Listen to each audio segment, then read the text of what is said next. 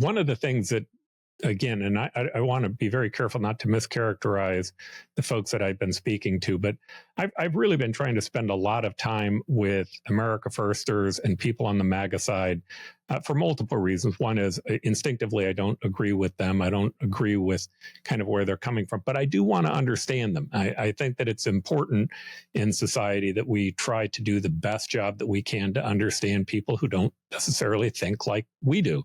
And that's a group that I tend to disagree with. We had the conversation with Henry. I think Henry Thompson on this show characterized him correctly. He was a Reagan Republican that is now going through this conversion process with the belief that Trump and Reagan are actually similar and that they're both helping the working class. But when you get into the details of what that means by either listening to Steve Bannon or Stephen Miller or listening to people who are on that side, they're talking about help. The question I have asked multiple times is, isn't this really an argument about the surplus? Thinking I would get pushback, thinking they would say, no, this isn't an argument about the surplus. Asking the question, if an entrepreneur buys new equipment or is able to offshore some of the needs that they have, who gets the surplus? Is it the entrepreneur, and is it capital, or is it labor? Now, my own personal opinion as a capitalist is that's a false question. That's not what really happens. If you give it to the entrepreneur, some of it is given to capital. They may actually expand jobs and hire more people in labor. They may actually give some increases, and they may take some home and profit. And if they put it all into their profit pool, somebody's going to come along and compete with them and either take their labor pool away from them or take their product away from them because they can do it cheaper. The market just doesn't simply work in that means. But yeah, the argument they make is simply specious. I'd say bullshit, but I can't say that word. But basically, it's nonsense. Okay, there's been so much economics, so many studies on that particular issue. Essentially, the risk that people take, it's like buying a lottery ticket. I tell my friends the odds of winning the lottery are about the same whether you buy a ticket or not. And the same thing is true for entrepreneurs. Everybody wants to get a piece of the action because it's the dream of being the 1/10 of 1% that hits. And that's where you see so many young people working now for companies that are startups because they're going to get some stock and they're dreaming of the big hit.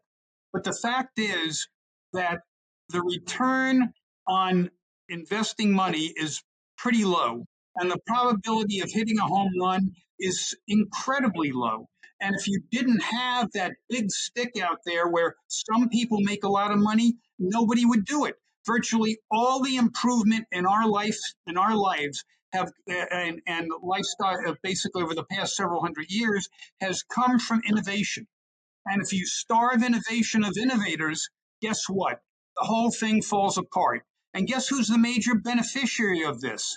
It is basically the lower class, because these people, well, let's since 2000, where have all the major innovations come from? Not from Europe, not from China, not from Japan. They've all come from the U.S. Google, you could name every major company that's grown like Topsy in the last 25 years, and they're all American. Why is that? Because other countries have managed to structure themselves to value the week at the beach more than a week at work. They have managed to basically take away the incentives because the guys who are making these huge investments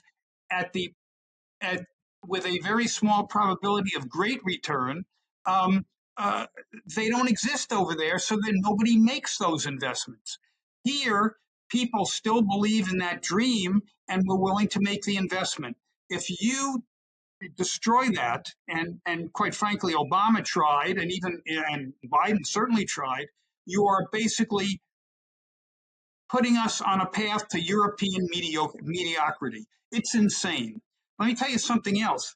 The people who benefit, we have made the trade-off because the world is we're short of labor.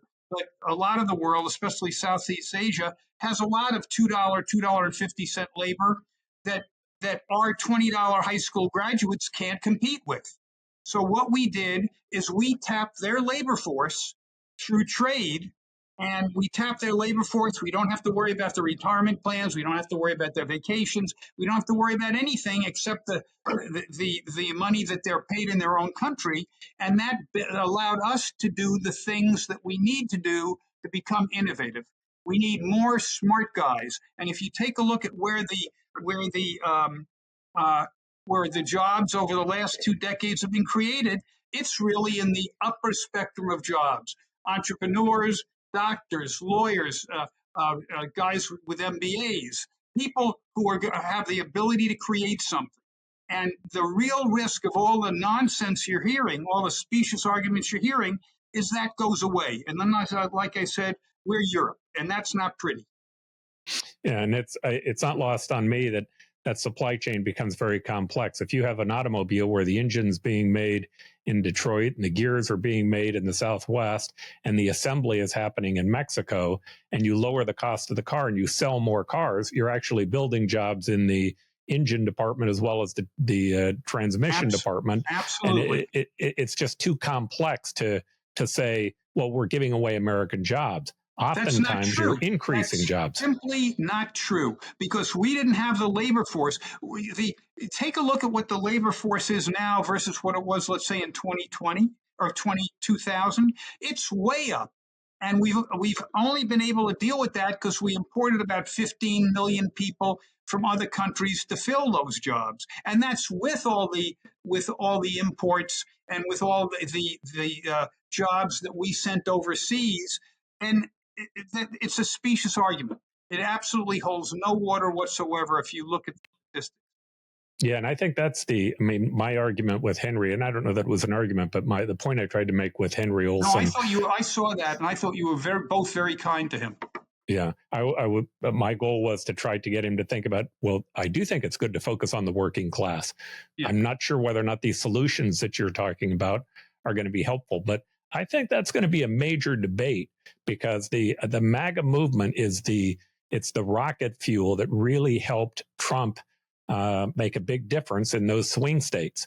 Now, I can't help but think that Trump could not possibly agree with where they're coming from, just thinking about him being a business person. But the one thing I know about Trump is I don't think he's ideological. I think he likes winning. And the magic formula that he puts together for winning in his own head is what kind of matters in this process. The only other thing that I agree, he's got problems, but only because it's the lowest quintile or two of the income spectrum that are going to have economic problems over the next couple of years. So far, they've been buttressed by all the money that Biden threw out and all the money that was spent during COVID, but they're starting to run into problems. And so it's that lowest 20-30% that is going to make the political noise, even though they have the least effect on the economy, because so few of them work.